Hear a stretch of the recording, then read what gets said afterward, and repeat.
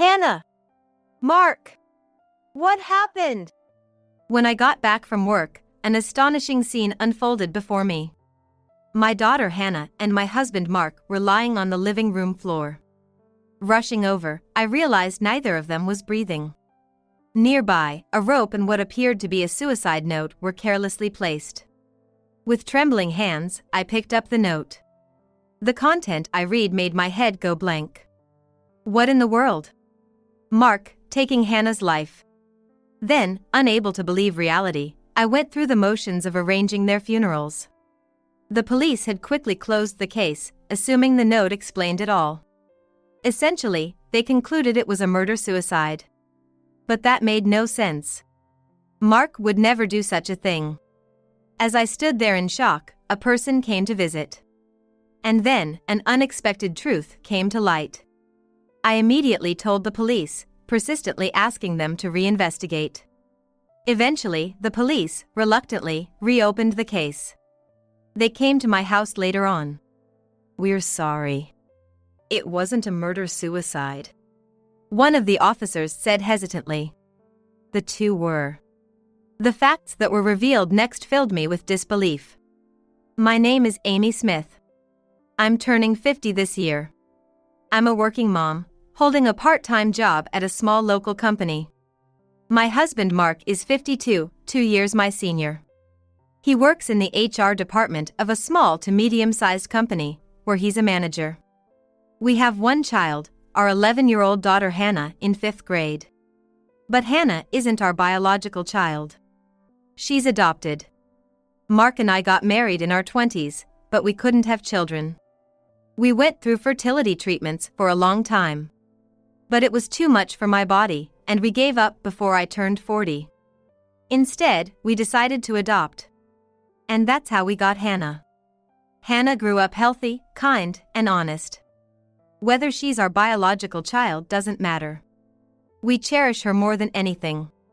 Our family is no different from any other. In fact, our bond is even stronger. That such a horrifying incident could happen to us. I didn't want to believe it. No, I still can't believe it. But it did happen. "Mom, I'm home." Hannah would always come home in the evening, greeting me with her bright voice. Behind her, Hannah has been getting along with her classmates who are now close friends. Hello there. Hi. Welcome. It's Jake and Mia.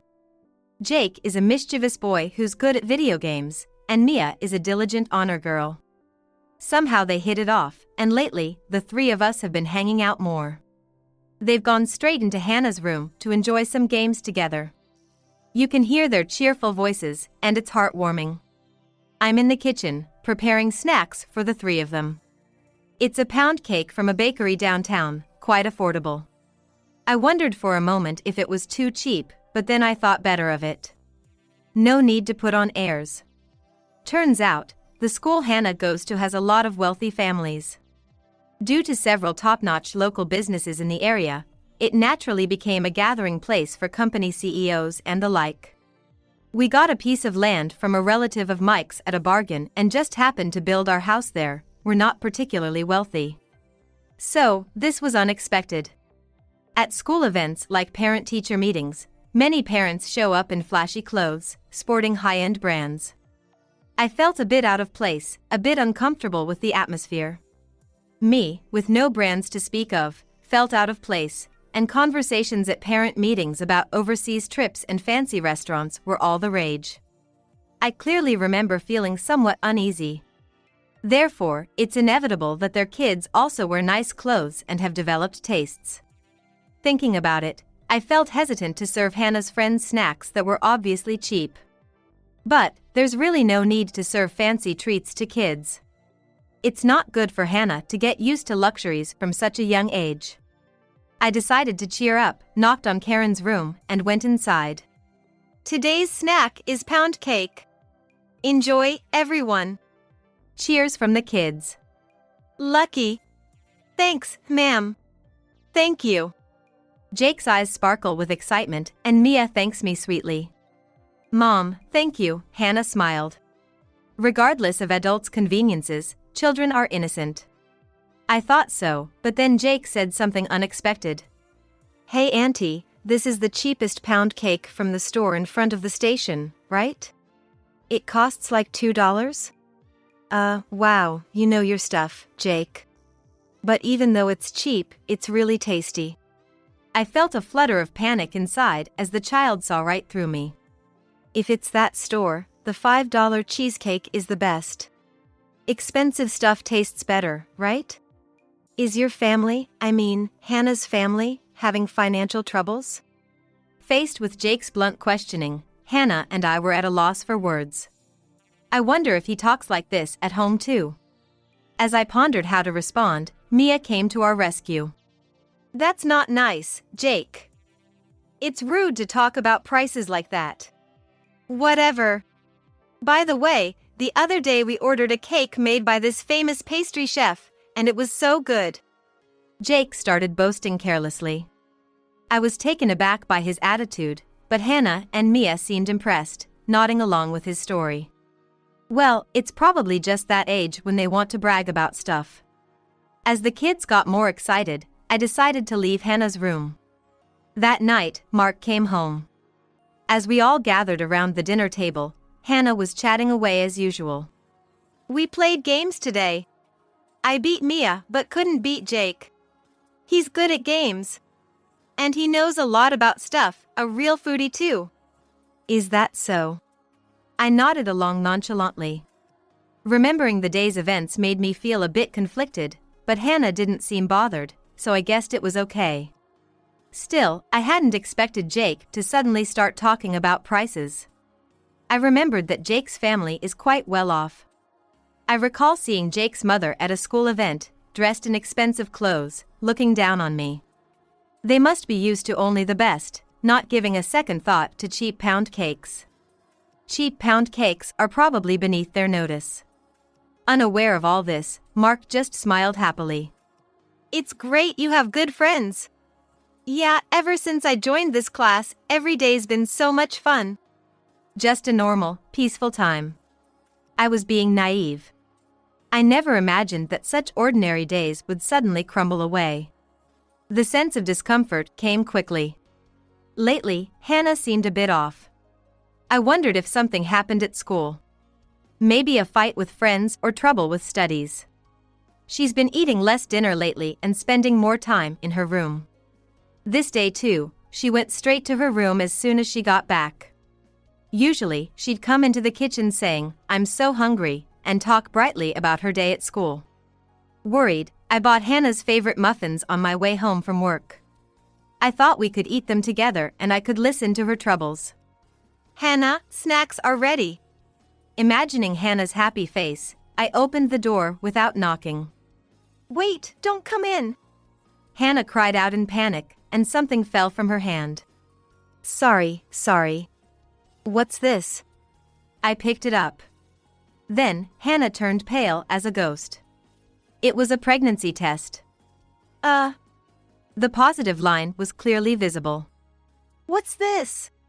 What is it? I couldn't believe what I saw and my voice trembled. It's... Hannah stopped speaking and remained silent. No matter how much I pressed, got angry, or whatever I did, Hannah wouldn't speak. She only nodded when I asked if the test was hers. So, Hannah was pregnant. I couldn't believe it. Sure, Hannah had started her periods this year. But she's still a child. I've heard that some precocious kids already have boyfriends, but Hannah wasn't like that. She wouldn't say who the other person was. Could it have been forced on her? The thought made my skin crawl. What kind of person would do such a thing to a child? I persisted until the last minute, hoping Hannah would talk, but it was no use. Finally, Hannah broke down crying. At that point, there was nothing more I could do. I proceeded to prepare the dinner I had abandoned and took care of Mark when he came home. The dinner table, usually lively, was quieter than it had ever been. Hannah hardly ate and quickly said, "I'm going to bed," before retreating to her room again. Hannah, wait. We're not done talking. Calling her back was futile. She wouldn't say a word. Eventually, Mark sensed something was wrong and asked, "What happened? Both of you were so quiet at dinner. Did you have a fight?" At Mark's words, I let out a deep sigh.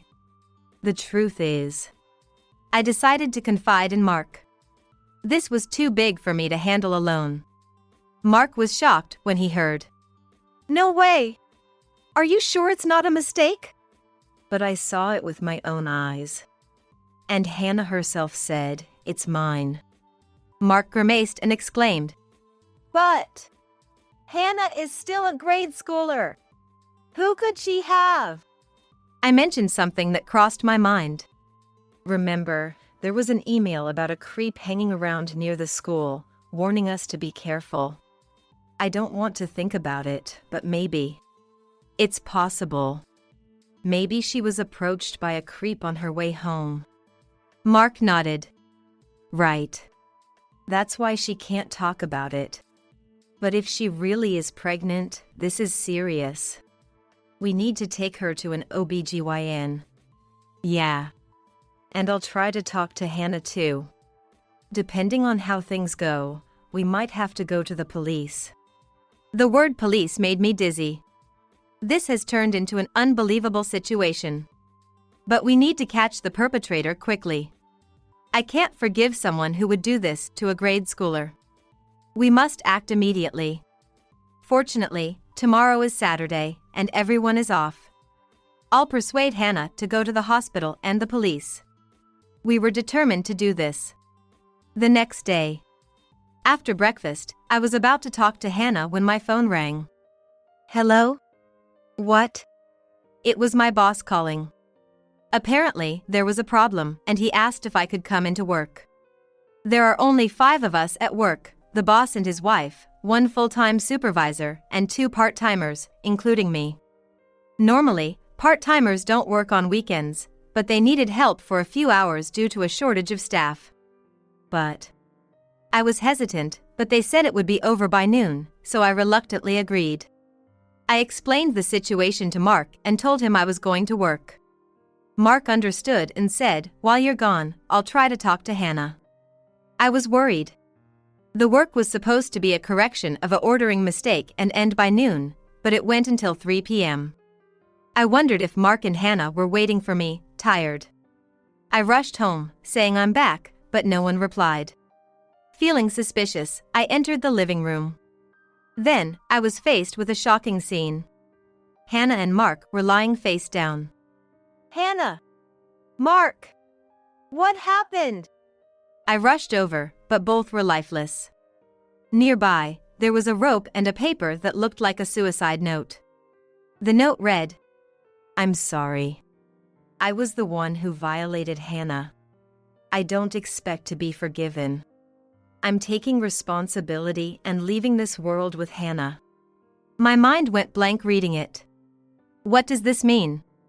Mark was the one who got Hannah pregnant. And to take matters into his own hands. I shakily dialed 911 for an ambulance and the police. Indeed, both were dead. Standing was all I could manage, overwhelmed by the events. This is a nightmare. It doesn't feel like it's happening in reality. Amid my confusion, the police proceeded with their work emotionlessly. A scene investigation was conducted immediately, and I was taken to the police station for questioning. There, I had to talk about things I could hardly bear to say. That Hannah wasn't my biological daughter, that she was pregnant, and that we were planning to go to the hospital and the police. After being detained for a long time and talking non-stop, I was naturally exhausted. I was still in shock and my mind was foggy. It was then. The detective facing me, an older man, looked at me with sympathetic eyes. "Your husband must have been panicked. Going to the hospital would mean tests, and then it would come out that he had a relationship with your daughter." At those words, I fired back, heatedly. "My husband is not like that. It's some kind of mistake." "Ma'am, I don't want to say this, but these kinds of incidents are surprisingly common. She's not your biological child, right? It's possible that the adoption was with that intent from the start." I was shocked by the detective's insinuation.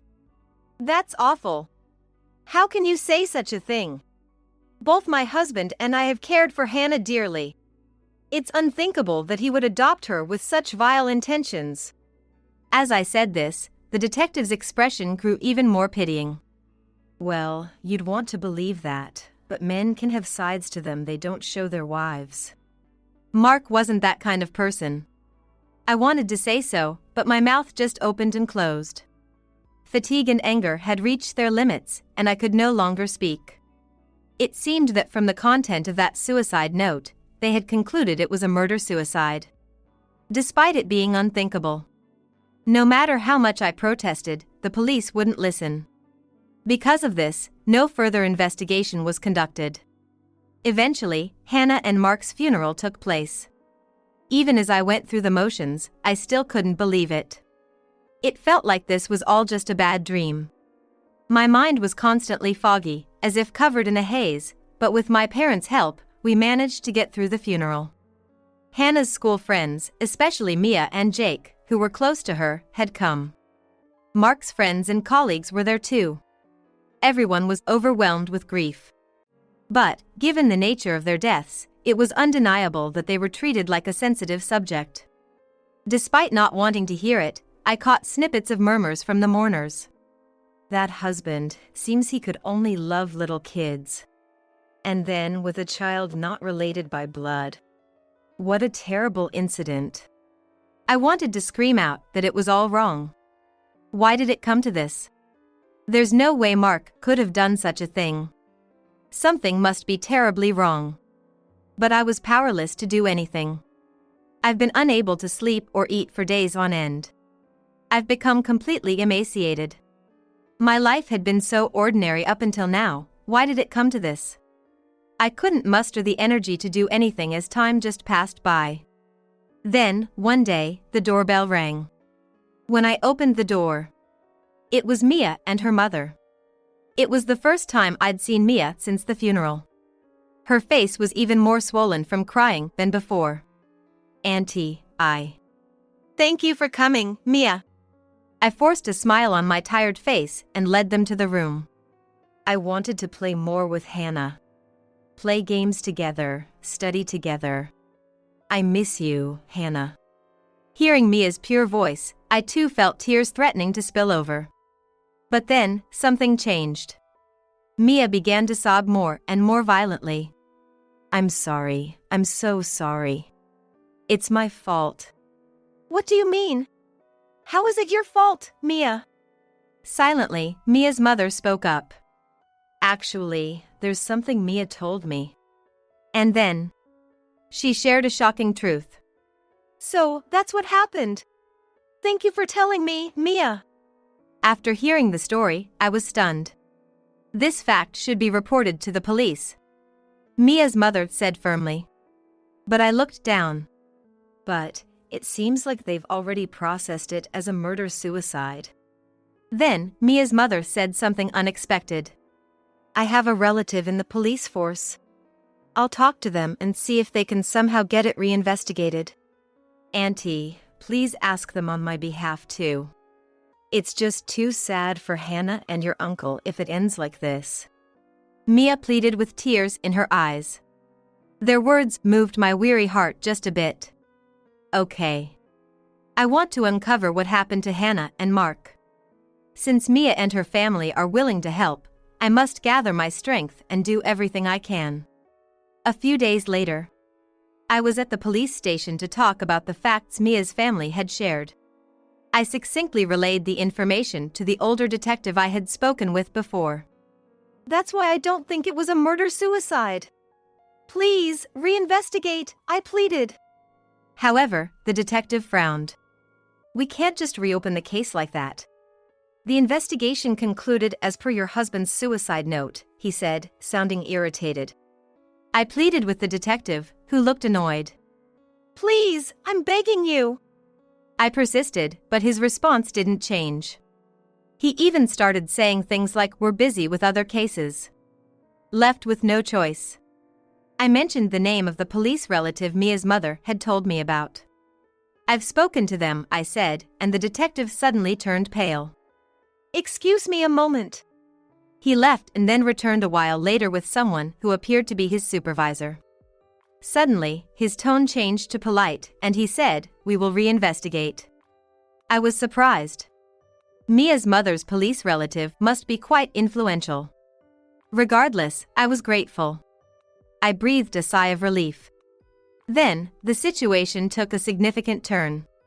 Later on, 2 police officers came to my house. Their demeanor was different from before, almost apologetic. As I led them to the living room, they suddenly apologized. We are sorry. We had been pursuing the investigation under the assumption of a murder-suicide, but it wasn't that. Just as I thought, I murmured. One of the officers, with a solemn face, informed me. The 2 were taken from us by a third party. The police, having conducted a reinvestigation, checked everything. They took fingerprints in the house again, reviewed belongings and security camera footage, and conducted interviews in the vicinity. As a result, they saw a car belonging to the true perpetrator on a security camera near our home. It was Jake's parents, Riley and Silas Ellington.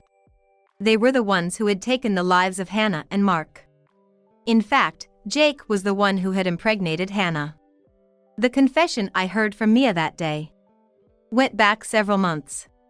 Curious and knowledgeable, Jake, influenced by adult movies and comics, had awakened sexually. Out of curiosity, he had suggested to Mia, "Let's play an adult game." Mia, lacking knowledge, didn't quite understand what the act entailed. But she intuitively felt something ominous. And declined. Feeling it was wrong to spread such stories, she kept it to herself.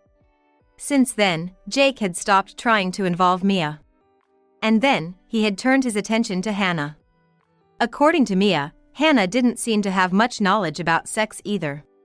From my perspective, Hannah was innocent and didn't seem interested in such matters. Hannah was so kind, she couldn't refuse Jake. She probably didn't understand what it would entail. If only I had told her to refuse Jake's requests. Then none of this would have happened. It's my fault, Mia said, crying. She seemed to regret not having warned her. While this was happening, the situation took the worst possible turn. The 2 had passed away. Mia, attending the funeral, was shocked to learn that Mark was suspected and felt it couldn't be left as is. She bravely opened up to her mother. And then, Mia's mother brought her to me, knowing everything. It was Jake who impregnated Hannah, not your husband. There was no reason for him to commit suicide. Maybe. It's difficult to say this, but perhaps, to silence them, someone related to Jake took their lives. Mia's mother seemed reluctant to speak. But her horrific suspicion turned out to be accurate. Jake's parents, Riley and Silas, had devised a plan. This began when they learned of Hannah's pregnancy. Confused by her changing body, Hannah must have confided in Jake. Naturally, Jake's parents were informed. Riley and Silas panicked. Jake's family was prestigious, filled with socially high-standing elites. A sexual scandal involving their child, still a grade schooler, was absolutely forbidden. So, the 2 decided to take Hannah's life before the situation could escalate. They probably had concocted a story that she had been harassed by a pervert and died as a result. Initially, it seems they intended to lure Hannah alone somewhere. Likely, Hannah, having been called out for some reason, was supposed to leave by herself. That happened on a Saturday morning, after I had gone to work. But Mark must have confronted Hannah, who then told him the truth. Together, they visited Jake's home. However, this was unexpected for Riley and Silas. It seems they had told her to come alone, without her parents knowing, so having Mark come along threw their plan off. In a panic, Riley and Silas changed their plan. They decided to take the lives of both Hannah and Mark, making it look like a murder-suicide. Afterwards, they carried the bodies back to our living room. Next to Hannah and Mark, they placed a rope and a suicide note. The note claimed that Mark had looked at Hannah with sexual intentions, impregnating her, and had no choice but to take their lives. To avoid handwriting identification, the suicide note was forged on a computer. And with meticulous planning, the two wore gloves to avoid leaving fingerprints in the house. Their plan was executed flawlessly. I had wondered why the police investigation was so sloppy, but there was a reason for that. It was due to the unique customs of this land. In an area populated by the wealthy and business owners, the police often sided with them. It was mutually beneficial for getting various conveniences. Thus, as someone who was neither wealthy nor a business owner, an outsider like me was at a disadvantage from the start. Spending time and effort on investigations for outsiders would yield no return, so it naturally led to a shoddy job. Even in a situation that clearly seemed like third-party involvement, the police hastily concluded it was a suicide based on the note, without proper investigation. This incident was on the verge of being buried in darkness. However, an unexpected savior appeared. Mia and her mother. The police relative mentioned by Mia's mother was likely not just any officer, but someone with a significant position within the police force. Otherwise, they would not have agreed to a reinvestigation. I later found out that the elderly detective assigned to my case was demoted, likely thanks to this influential police relative. Upon revisiting the investigation, they found Riley and Silas's car on a neighborhood security camera. Of course, that alone wasn't enough evidence. But testimonies from neighbors who saw a suspicious man and woman entering and leaving our house were also obtained. Based on these, a search warrant for Riley and Silas's home was issued. It's unclear if they anticipated this, but Jake's family had thoroughly cleaned their house.